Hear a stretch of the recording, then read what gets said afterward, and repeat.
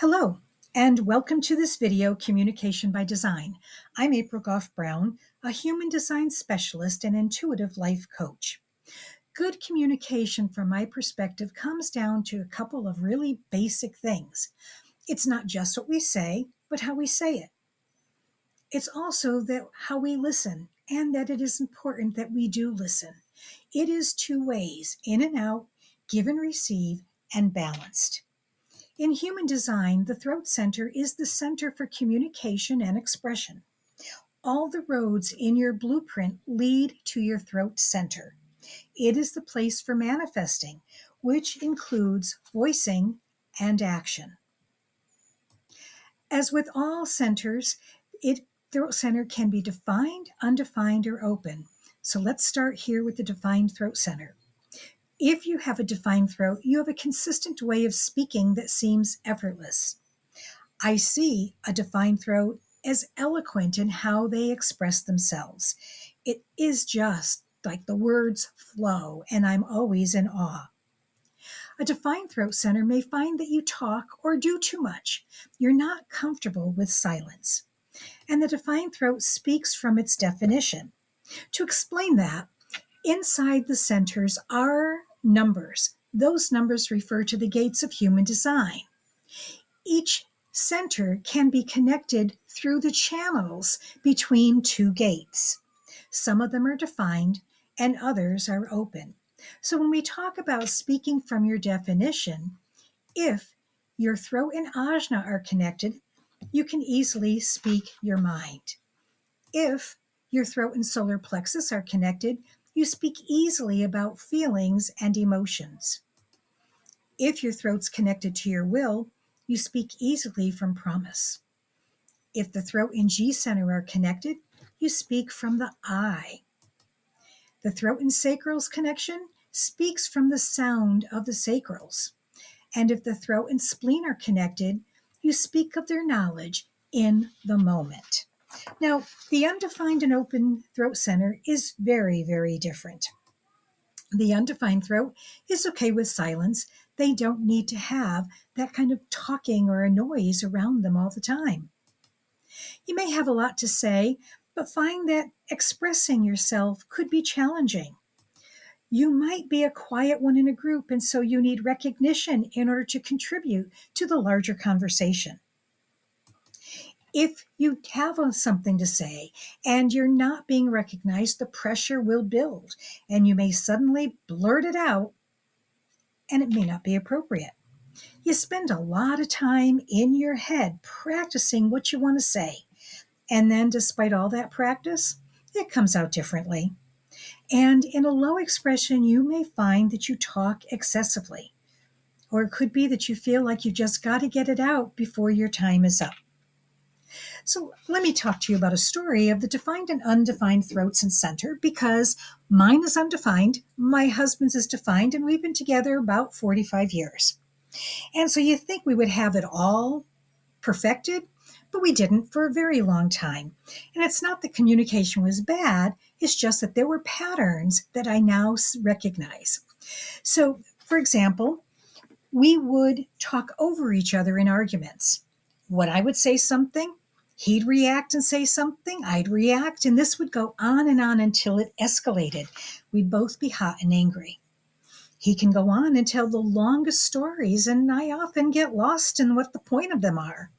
Or I would just tune out and make sounds that I thought at the appropriate times, like, uh-huh. His throat is connected to his G center, his sacral, and his will. So his reactions to my inappropriateness would be feeling like that I didn't value him, or I'd want him to respond in ways that weren't natural for him. Human design taught me that. I would feel frustrated at times because I would simply want to share something that upset me or angered me. And before I could finish telling him, he was already telling me what I should do. If I was upset, he'd get more upset as a way to make it better for me. Only I'd get angrier because he took my anger away. So I stopped sharing things with him. He wasn't necessarily trying to do anything wrong. He was wanting to make it better because he loves me. As I learned about human design, I was able to begin some strategies in action, and conversation for us has become deeper and much more meaningful. We share almost everything. So, what can you do to improve communication if you're a defined throat? Here's my 3 strategies for you. One is to stop talking. Take a breath. Observe what's going on. And the second part is to reflect afterwards if you haven't gotten a break in that conversation.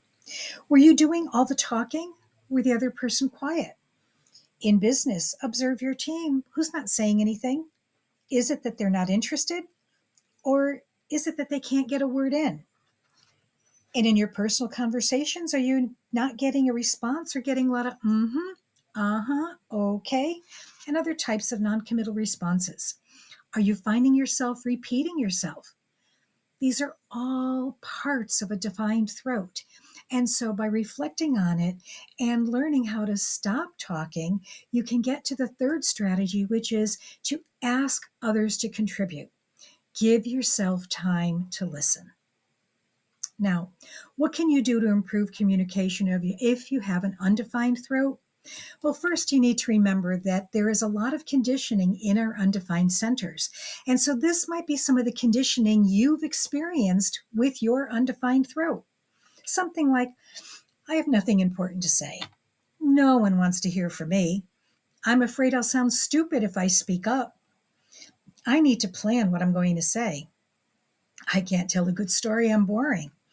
I have a hard time explaining myself. So if these are you, here are some of my strategies, my 3 strategies for the undefined throat. The first is to ask for permission to share. Why is this important? You can't be heard if the other person isn't prepared and ready to listen to you. Some ways to do this are, I have a thought about this if you'd like to hear it, or can I share my thoughts with you? Or I have an idea I'd like to pass by you. Those work every single time. Learn to use I statements. In every communication class that I've attended and taught, we were told the same thing. When we go into a conversation beginning with you, the other person gets closed off. We set up a battle line for someone to win and someone to lose. You might be triggering the other person and their defenses go up. I statements put the ownership on you. I feel is a good way to start. Like, I'm feeling a little upset that. I was really unhappy that. I thought we'd agreed to. Did I misunderstand? And then third, let the person know what you need from them and ask if they can do that. I'd appreciate it if you would let me know. Can you do that for me? I really need you to listen to me without reacting. I need you to be a sounding board at the moment. Can you do that for me? That third one was by far the best one for my husband and myself. These strategies have greatly improved my satisfaction in communicating.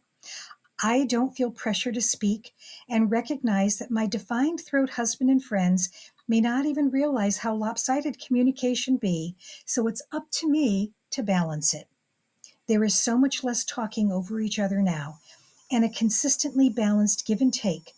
My husband has used some of these strategies with me as well. Communication can be so much more successful when we recognize our role and take initiative to balance the talking and the listening.